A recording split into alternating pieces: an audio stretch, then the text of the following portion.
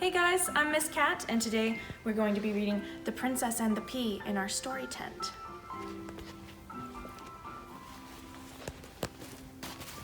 Alright, let's get nice and comfy. The Princess and the Pea. There was a young prince who loved going on adventures. He was good at finding treasure. He was very good at rescuing people, and he was very, very good at fighting dragons. But when the prince came back home, he felt sad. "I wish I had someone to share my adventures with," he said to himself. One day he had an idea. "I will find someone to marry," he cried. He asked his parents for help. They were the king and queen after all. "I want to get married." His parents were delighted. "We'll help you find the perfect princess," said the king. At last! The king and queen wrote to every princess in the world. Royal servants set off to deliver the invitations. Dozens of princesses came to the palace to meet the prince. Some came with lots of servants, some came dripping with diamonds. One even came riding an elephant. The prince tried to tell them about his adventures, but they were only interested in his treasure. They don't seem like real princesses to me," he sighed. "Real princesses should want excitement and adventure." The king and queen called their best inventors to a meeting. "We need a test," the queen demanded, "to find a real princess." The inventors tried all sorts of different tests, but none of their ideas worked.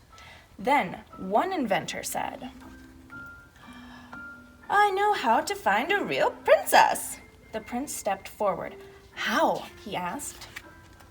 Two servants pulled back an enormous sheet to reveal a very unusual bed with a tower of mattresses. "This is the finishing touch," said the inventor. She put a dried pea in the prince's hand. "How will this help?" asked the prince, giving back the pea. "A real princess notices everything around her," explained the inventor. "She will be able to feel this pea through all these mattresses." The prince invited more princesses to the palace, but none of them passed the test. In the morning, each of them declared, "What a comfortable bed! Such a lovely sleep." The prince felt sad again. After a while, the princesses stopped coming. The prince seemed too hard to please. The prince gave up hope too. He thought he'd never find someone to marry. Then, late one night, kaboom!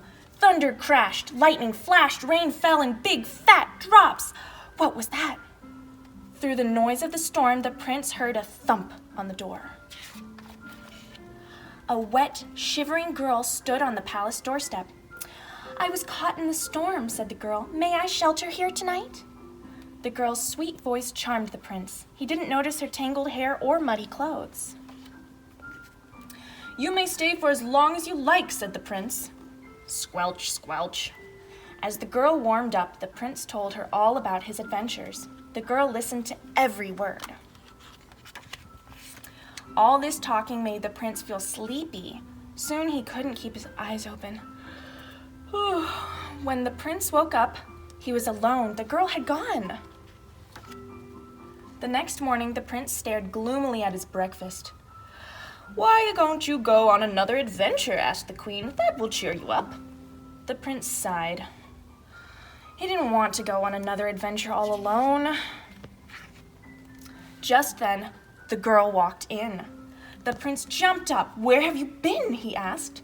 "After you fell asleep, I looked for a bed," she replied. "The one I found was very tall. I had to climb in using a ladder." "Oh," said the prince, surprised. How did you sleep?" "Not very well," answered the girl. "I think you need a new bed. That one has a hard lump in the middle." The king threw up his hands. The queen fell off her chair. The prince's face turned pale as he stared at the girl. "You're a real princess," he gasped. Now the princess looked surprised too. "How did you know?" she asked. When the prince told her about the pea, the princess started to giggle. "I've been looking for a real prince," she said. I've journeyed from palace to palace looking for a brave prince, the princess explained. Everyone has turned me away, except you. The real prince married the real princess the very next day. The prince and princess never stopped having adventures. They built a museum for all the treasure they found. In the middle, they put the pea in a beautiful crystal case. It may still be there today. The end. Thank you for listening to The Princess and the Pea with me. Hope this has been a great story time. See you guys later.